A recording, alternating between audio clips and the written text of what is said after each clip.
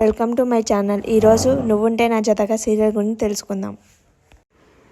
మిథున, నువ్వు ఒక కోటల యువరాణివి. మీ నాన్న చెప్పినట్టు నేను నీ కాలు కింద పెట్టకుండా లగ్జరీ లైఫ్ నీది. నేను కేర్ ఆఫ్ అడ్రస్ లేని వాడిని. నేను చాలాసార్లు దేశించాను, చాలాసార్లు అసహించుకున్నాను. కానీ నాలాంటి వాని కోసం నువ్వు ఇంత అందమైన జీవితాన్ని వదులుకొని నా కోసం వచ్చావా? అలాంటి ఎదవ కోసం నువ్వెందుకు మిథున ఇంత యుద్ధం చేస్తున్నావు? దేవా, మా నాన్న నిన్ను అర్థం చేసుకోవాలని, నా ప్రయత్నం గెలవాలని, మన లైఫ్ బాగుండాలని పూజ చేయించాను. ఏంటి దేవా అలా ఉన్నావు?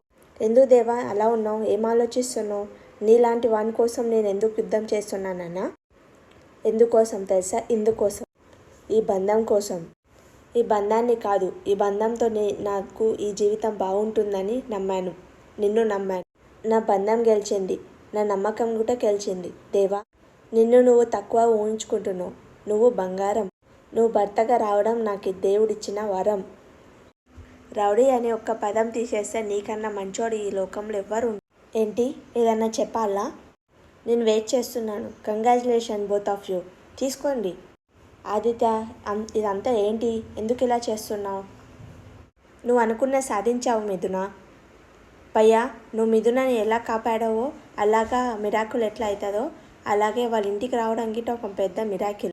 ఎక్స్పెక్ట్ చేయలేదు భయ్యా, ఎక్స్పెక్ట్ చేయలేదు. ఊహించలేని అద్భుతమే కదా.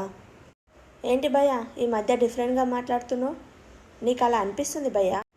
తనే నా ప్రపంచం, తనే నా జీవితం, తనే నా వైఫ్ అని అనుకొని జీవితం అంతా అనుకున్నాను. కానీ అది కళలాగానే మిగిలిపోయింది. మిథున భార్యలా మిస్ అయిందని ఎంత బాధపడుతున్నానో. నువ్వు ఇక్కడ పరీక్ష కోసం వచ్చినందుకు మనస్ఫూర్తిగా గెలవాలని కోరుకుంటున్నా. మిథున, నువ్వు ఒక అమృతం. నీలాంటి అమ్మాయిలు చాలా అదురుగా ఉంటారు. భార్యగా దొరకడం అదృష్టం ఎవరికి ఉండదు.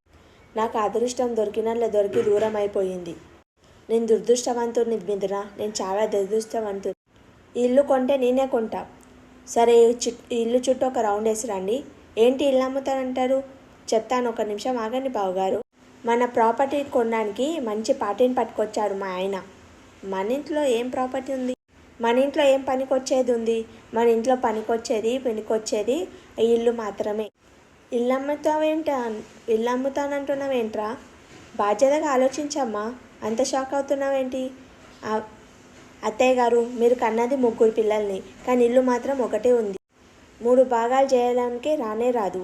అందుకే అమ్ముకొని మా భాగం ఏమొస్తుందో అది తీసుకొని మేము బయటికి వెళ్ళి బతుకుతాం. ఇలా మాట్లాడక కనకం. నువ్వు ఒకవేళ ఇల్లు అమ్ముతున్నావు అని తెలిస్తే మా ఆయనకు చాలా బాధపడతాడు. కష్టపడి పట్టుకొచ్చిన పార్టీ అమ్మ, ఎలా పంపించాలి? నాన్న కష్టపడి కట్టిన ఇల్లురా ఇది, ఎలా అమ్ముతావు? నువ్వేం పనిపాట ఇంట్లోనే ఉన్నావు కదరా, నీ వాట నీకు మొఖాన కొడతలే. ఆగండి, వదలరా వాడిని. ఏం చేస్తున్నావురా నువ్వు? వాడు ఏం చేశాడో నీకు తెలియదాడా? ఏం చేశాడు? ఇగో ఇల్లు అమ్మడానికి అతన్ని తీసుకొచ్చా చూడండి నాన్న. ఇల్లు చాలా బాగుంది. ఇల్లు అమ్మడానికి అడ్వాన్స్ ఇచ్చి వెళ్తాను. ఏంటి చేతులు చాలుతారు కానీ మీరు నమస్కారం చేస్తున్నారు? నేను ఇల్లు అమ్మడానికి కట్టలేదు మాస్టర్ గారు, నేను ఉండడానికి కట్టుకున్నా. ఇది ఇటుక సిమెంట్తో కట్టింది కాదు, నా సెంటిమెంట్తో కూడిన ఇల్లు. కష్టానికి మిథునానికి ఉన్న ప్రేమ. ఈ ఇల్లు అమ్మడానికి నేను చచ్చినా ఒప్పుకోను. నన్ను చంపినా కానీ నేను సంతకం దయచేసి వెళ్ళిపోండి. ఇదేంటయ్యా, ఇంట్లో లొల్లి పెట్టుకొని ఇల్లు ఎట్లా అమ్ముతానన్నావు? భలే దొరికింది. ఏంటి హస్బెండ్ గారు, లోపలికి పద. ఆయన చచ్చినా కానీ ఇల్లు అమ్మడంట.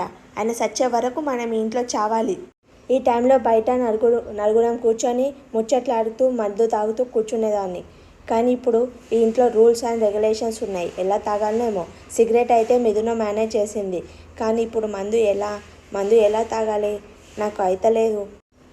బయటికి ఎక్కడికి వెళ్తున్నావు అంటే, బయట అలా చల్ల గాలి అంటే వెచ్చగా వెళ్ళి మందు తాగేసి వస్తావా? ఇలాంటి టైంలో నాకు ఇలాంటి డ్రింకులు అస్సలు పడవు. నేను అస్సలు ముట్టుకోను. ఈ టైంలో నువ్వేం తాగుతావో నాకు తెలుసు. తీసుకురాలేనులే, అంత ఎగ్జైట్ కాదు. దేవాని ఇష్టాన్ని నేను కాదనను, కానీ మనం ఇక్కడికి పెద్ద పరీక్ష ఎదుర్కోవడానికి వచ్చాము. ఇక్కడ ప్రతి ఒక్కరు నిన్ను కనపెడుతూ ఉన్నారు. ఒక్క చిన్న తప్పు జరిగినా అది భూతాంతంలో పెట్టి చూసేలా ఉన్నారు.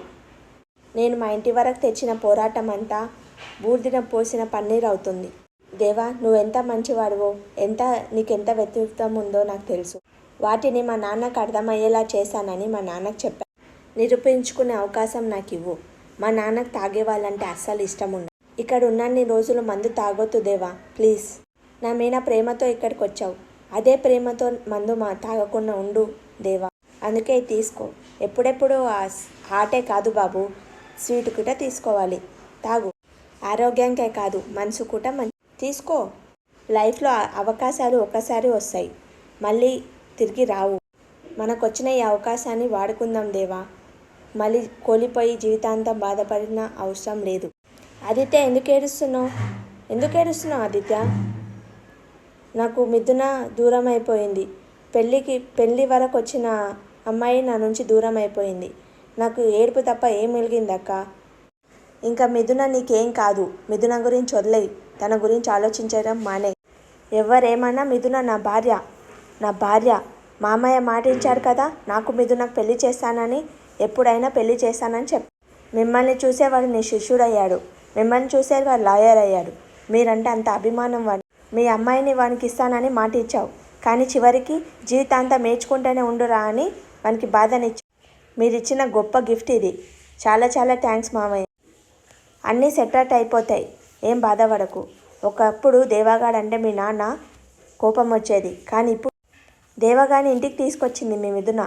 అలాంటి వాడిని క్యారెక్టర్ మంచిదని మీ నాన్నకు ప్రూవ్ చేయడం ఎంత.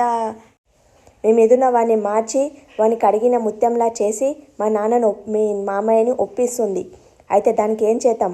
వాని వీక్నెస్ మీద కొడదాం. అప్పుడు వాడు రచ్చ చేస్తాడు. అప్పుడు ఇంట్లో నుంచి బయటికి వెళ్ళకూడదాం.